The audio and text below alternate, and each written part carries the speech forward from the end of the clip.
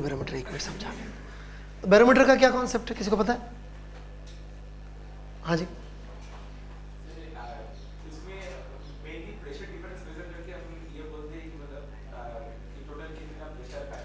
ये नहीं पूछ रहा, वो मैनोमीटर है, आप मैनोमीटर को बैरोमीटर से कंफ्यूज कर।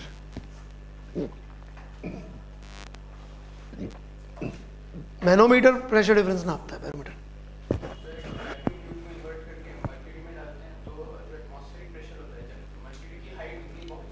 ठीक है, बिल्कुल सही, बिल्कुल सही। तो सबको नहीं पता है, मुझे ऐसा लग रहा है, तो मैं एक बार समझा देता हूँ। इसमें अपन ने मरकरी भर रखा है वेसल में, ठीक है क्या बात, राइट। फिर अपन ने क्या किया,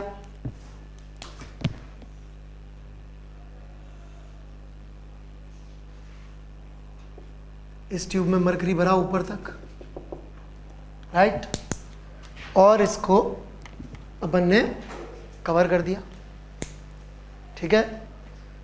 इसको कवर करके मैंने उल्टा इसमें रख दिया।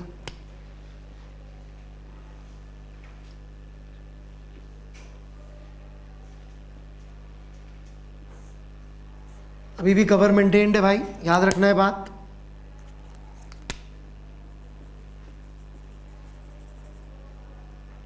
राइट, अब अपन ने इस कवर को खोल दिया, नीचे से तोड़ दिया। तोड़ा तो क्या होगा भाई,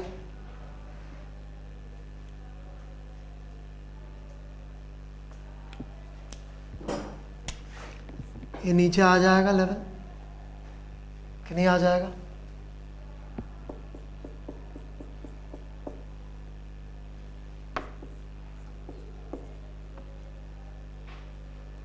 क्यों नीचे आ जाएगा? और पूरा नीचे क्यों नहीं आ जाएगा? इस जगह पर एटमॉस्फेरिक प्रेशर है, तो सेम फ्लूइड में कम्युनिकेटिंग होता है, तो इस लेवल पे भी सेम प्रेशर होना चाहिए। तो यदि यहाँ पी नॉट होना चाहिए, तो this P naught must be equal to h rho. So this height is how you can measure pressure. In fact atmospheric pressure को हम लोग बोलते थे 76 centimetre of mercury. Why mercury was chosen, Aryan? Why not something else? Density तो लोहे की भी ज़्यादा है? फिक्स क्यों करेंगे? लोहा भर दिया उसमें, लोहे के particles.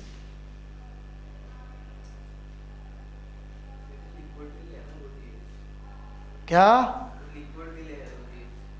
Mercury is only liquid metal at room temperature, ये भी नहीं पता, राइट। अच्छा, तो वाटर यूज कर लेते तो क्या प्रॉब्लम होती? इम्प्रैक्टिकल हो जाता, हाइट चाहिए होती 10 मीटर, 3 फ्लोर।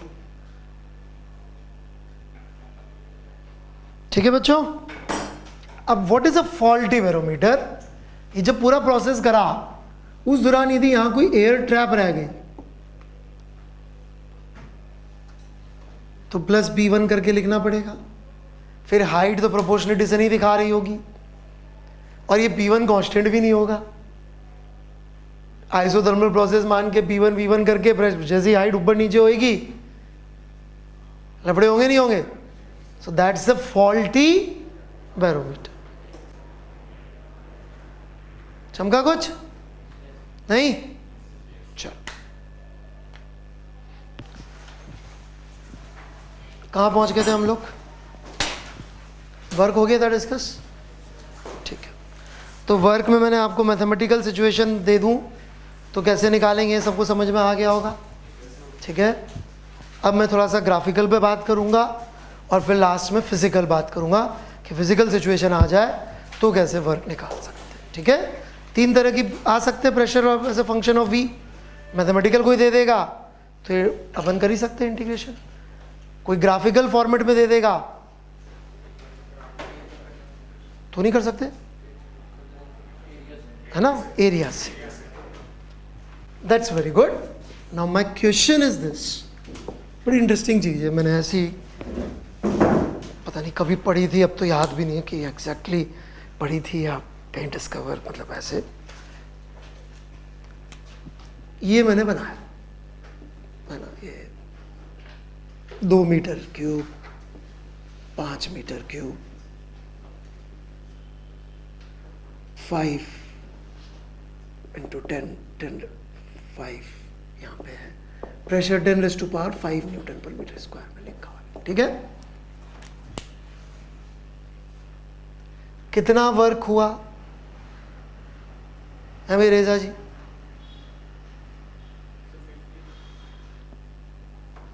हाँ,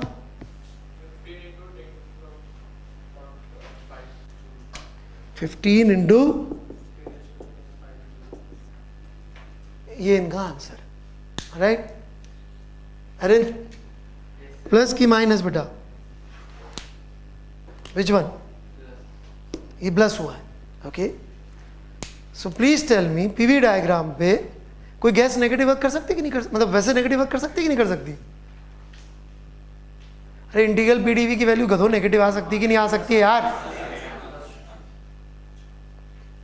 तो नेगेटिव वाला वर्क कैसे बनाऊंगा मैं?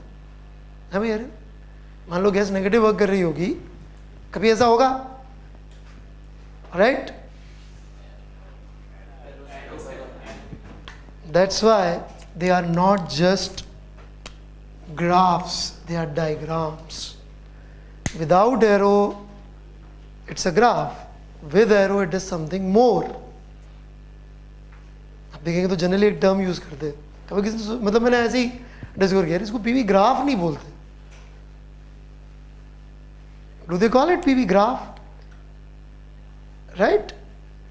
हम YT ग्राफ बनाते हैं, XT ग्राफ बनाते हैं, पता नहीं कौन कौन से ग्राफ बनाते हैं, इंटेंसिटी वर्सेस वेवलेंथ ग्राफ बनाते हैं। इसको ग्राफ क्यों नहीं बोला? इसमें भी तो 2 वेरिएबल है। Arrow, arrow is very very important. And not only that, yes, are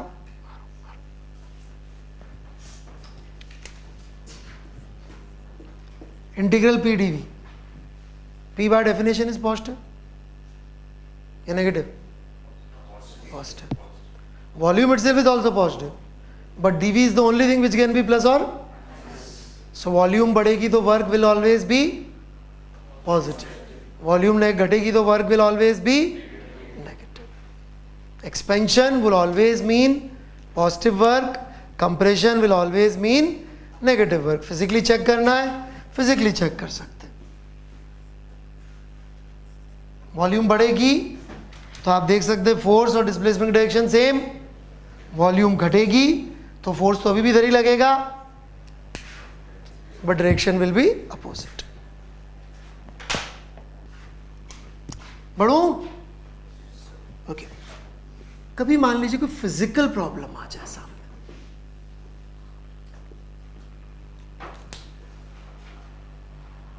right? तो एक पिस्टन है, इस पे एक फोर्स F1 फोर्स लगा रहा है, गैस कुछ फोर्स लगा रही है, ठीक है, और भी इस पे 50 फोर्सेस है जो इस पिस्टन पे लग रहे हैं, ऑलराइट, 50 फोर्सेस लग रहे। तो work done by gas plus work done bye all others would be equal to change in kinetic energy of piston, yes or no? और जैसा मैं आपको कई बार से बता रहा हूँ, सिखा रहा हूँ अलग अलग तरीके से, वर्क कभी पूछ रहे हैं किसी चीज का तो जनरली कब पूछते हैं? जब उसको निकालना डिफिकल्ट हो। तो देयर इज अ पॉसिबिलिटी कि हो सकता है उस सवाल में ये दोनों क्वांटिटीज इजीली निकल जाए, तो आप इनडायरेक्टली भी वर्क कैलकुलेट कर सकते हैं। डायरेक्टली यदि अपने पास पीडीवी है तो निकाल ही लूंगा मैं, पी का फंक्शन है तो। और मान लीजिए पी का फंक्शन गंदा आ रहा है तो भी तरीका है वर्क निकालने का। कैसे? इनडायरेक्ट तरीके। जैसे कि आप याद करें, वो अपन ने एक सिचुएशन लिया था, याद आया? मान लीजिए यहाँ पे लाइट पिस्टन था, इधर वैक्यूम था, इधर गैस थी, इसको छोड़ दिया लाइट पिस्टन को। अब हमारे पास बी और वी का कोई फंक्शन तो आना नहीं है, क्या आना है? क्यों नहीं आना? हाँ, वॉल्यूम प्रेशर कुछ डिफाइन नहीं कर पाएंगे क्योंकि रैंडमनेस खत्म हो गई। या मान लीजिए इस पिस्टन की कुछ वेलोसिटी आ जाती है कि लाइट नहीं था, थोड़ा सा था कुछ मास वास, तो अपन इसकी काइनेटिक एनर्जी को वर्क डन बाय गैस कह सकते हैं। P as a function of V available नहीं है हमारे पास, लेकिन इंडायरेक्टली तो निकाल सकते हैं ना, कि नहीं निकाल सकते? निकाल सकते। तो कभी कभी ऐसा होता है कि अपन इंडायरेक्ट कैलकुलेशन से निकाल सकते हैं। जरूरत कब पड़ सकती है? एक केस तो मैंने बता ही दिया, जहां आपके पास डायरेक्टली मर जाए तो P as a function of V नहीं मिलना। क्यों नहीं मिलना? पी है ही नहीं, डिफाइंड ही नहीं भाई। डिफाइंड नहीं का मतलब नहीं मॉलिक्यूल टक्कर नहीं कर रहे, कर रहे, लेकिन प्रेशर डिफाइन नहीं कर पा रहे। तो ऐसे कभी कभी इंडायरेक्ट में भी कर सकते हैं आप। तो मैंने 3 तरीके बताए आपको, और ये जरूरी नहीं कि तभी यूज करना है। This is one of the examples.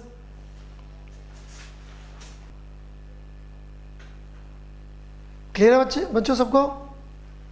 मैंने एक एग्जांपल दिया, इसका मतलब जरूरी नहीं है, हो सकता है प्रेशर डिफाइंड वाली सिचुएशन है और वहां भी मैं यूज कर लूं, क्योंकि डिफाइन करने में इतनी हालत खराब हो जाएगी, वो फंक्शन बनाने में उससे ज्यादा ईजी हो सकता है दूसरे पढ़ रहे हो। ठीक है कि नहीं बात? नहीं तो कोई उल्टा मत रट लेना कि इसको कब यूज करना है, जब प्रेशर डिफाइन नहीं। ऐसा नहीं बोला मैंने। ये प्रेशर डिफाइन करना मुश्किल पड़ रहा हो या हो ही नहीं सकता हो, दोनों केसेस में you can go indirect, use work energy theorem. पक्का? ऑलराइट, तो अभी तक अपन ने क्या सीखा, समराइज कर देता हूं मैं। इंटरनल एनर्जी किस पे डिपेंड करती है? स्टेट पे, इनिशियल और फाइनल। किस पे डिपेंड नहीं करती? प्रोसेस क्या है? It does not depend on process. सिर्फ इनिशियल फाइनल वैल्यू दे दो, गैस बता दो, नंबर ऑफ मोल्स बता दो, NFRT/2 से मैं निकाल लूंगा चेंज। एग्रीड? वर्क के बारे में क्या सीखा? Completely depends on process. Internal energy कब बढ़ रही होगी? जब डेफिनेटली टेम्परेचर बढ़ रहा होगा। बाकी दुनिया बाहर में जा, हमें कुछ नहीं मालूम। टेम्परेचर बढ़ा है तो हम कह सकते हैं एनर्जी पॉजिटिव है, change. Wait, work process dependent है, ठीक है, लेकिन कब पॉजिटिव होगा वर्क डन बाय गैस? जब वॉल्यूम बढ़ेगी। बाकी वेरिएबल्स कुछ भी कर रहे हो देला, मुझे फर्क नहीं पड़ता। यदि मुझे वर्क का साइन चेक करना है, किसे चेक करूंगा? वॉल्यूम बढ़ी कि घटी। That will always give me correct sign of work. और चेंज इन एनर्जी का साइन किससे हमेशा सही मिलेगा? सिर्फ टेम्परेचर को देखने की जरूरत है। ये 4 बातें हमें समझ में आनी चाहिए, तो अपने को आगे चीजें इजी पड़ेंगी। बाकी डिटेल्स मैंने आपको लिखा दी। तो ये 4 बातें यदि आप लिख लेंगे कि भाई ये समरी अपन को हमेशा क्विक एक्सेस, ठीक है?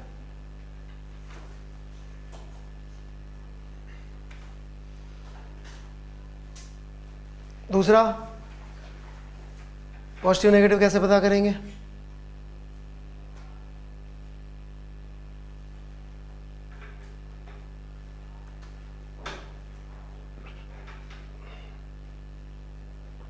नहीं पता कर पाएंगे। ओके, आगे जाके you are going to see situation, कुछ लोगों की इच्छा होगी बोलने की, टेम्परेचर बढ़ाया तो हीट सप्लाई करी होगी। Not true. One example is very simple, phase change. You are supplying heat but there is no change in temperature, right? आगे जाके in fact I will give you a problem, जहाँ पे अपन ने gas को ले जाके फ्रिज में रख दिया और एक पर्टिकुलर प्रोसेस परफॉर्म किया तो गर्म हो जाएगी। उसको गैस पे चढ़ा दिया, गैस को हीट सप्लाई करी, एक पर्टिकुलर प्रोसेस परफॉर्म किया, ठंडी हो गई।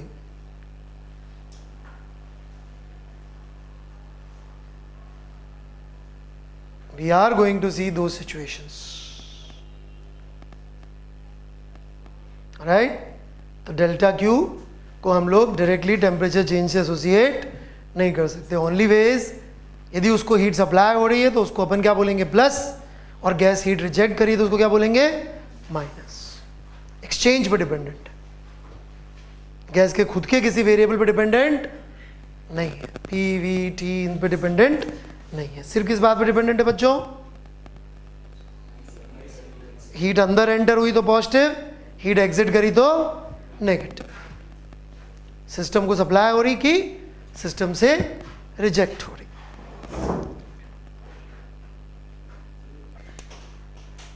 बढ़े आगे। और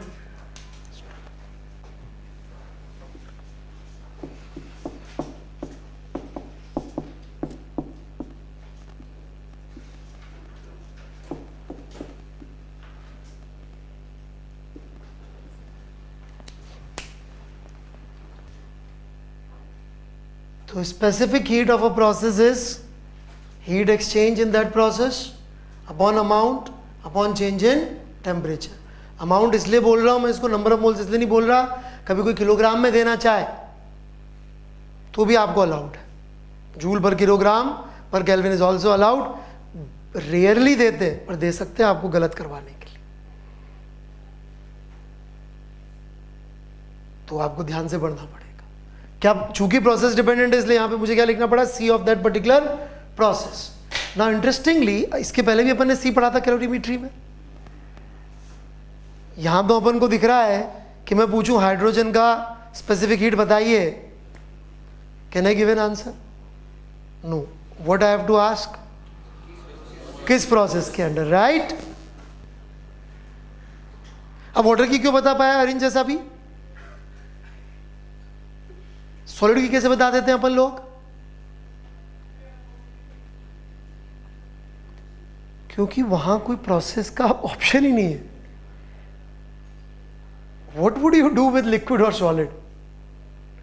कोई एक्सपेंशन जो होता भी है, मान लीजिए आपने बोला कि साहब मैं इसका एक्सपेंशन नहीं होने दूंगा, दो और सोच सकते हैं अपन। एक सॉलिड रॉड है मेरे पास, दो सॉलिड रॉड है एक जैसी, एक को मैंने हर तरफ से टाइट बांध दिया, ठीक है, एक को फ्री छोड़ दिया और दोनों का टेम्परेचर बढ़ाया। तो वैसे देखा जाए तो प्रोसेस तो अलग अलग है, एक में एक्सपेंशन होने दिया, एक में एक्सपेंशन नहीं होने दिया, राइट? एक में इलास्टिक स्ट्रेस डेवलप हुआ होगा अंदर कि नहीं हुआ होगा, एक में एनर्जी आई होगी, half stress into strain into volume. किस में आई होगी अरे? कंप्रेस तो किसी में नहीं किया, पकड़ के रखा हुआ है जहां पे एक्सपेंशन नहीं होने दिया। और एमएस थीटा के हिसाब से देखेंगे तो अपन दोनों के पास में वो वाली एनर्जी तो बराबर सप्लाई करनी पड़ेगी, लेकिन एक केस में थोड़ी सी ज्यादा करनी पड़ेगी। लेकिन वो डिफरेंस इतना कम आता है, इतना कम आता है कि लोग बोलते हैं छोड़ो ना यार,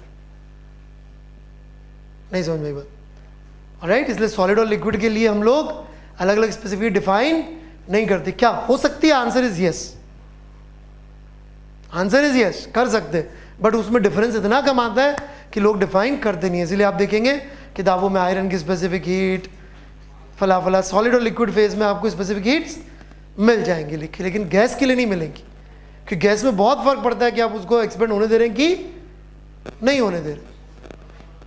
जैसे आपको पता होगा शायद गैस एक्सपेंड होती तो कूल होती, पता है क्या किसी को? तो जैसे कि मैं आपको नेगेटिव स्पेसिफिक हीट का अरेंजमेंट दिखाऊं, नेगेटिव स्पेसिफिक हीट बहुत सिंपल है।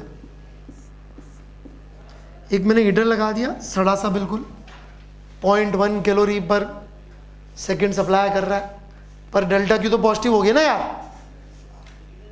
राइट? इसको जोर से एक्सपेंड कर देता हूं,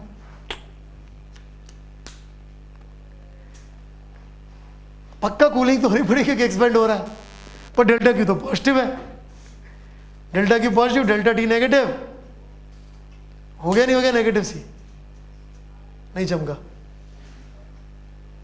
राइट? नहीं आया समझ में?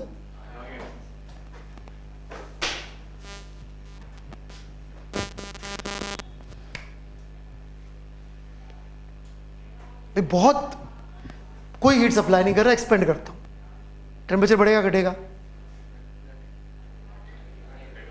क्यों? वो सब छोड़ो, अभी मैंने नहीं सिखाया, मुझे पता है, पर घटेगा,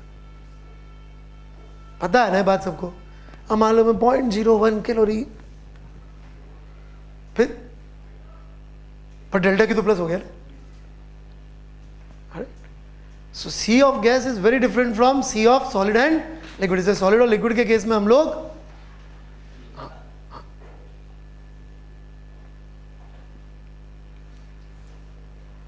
प्रोसेस की बात नहीं करते। टेक्निकली कर सकते हैं क्या? थ्योरेटिकली स्पीकिंग कर सकते हैं, practically it won't make any difference. ठीक है।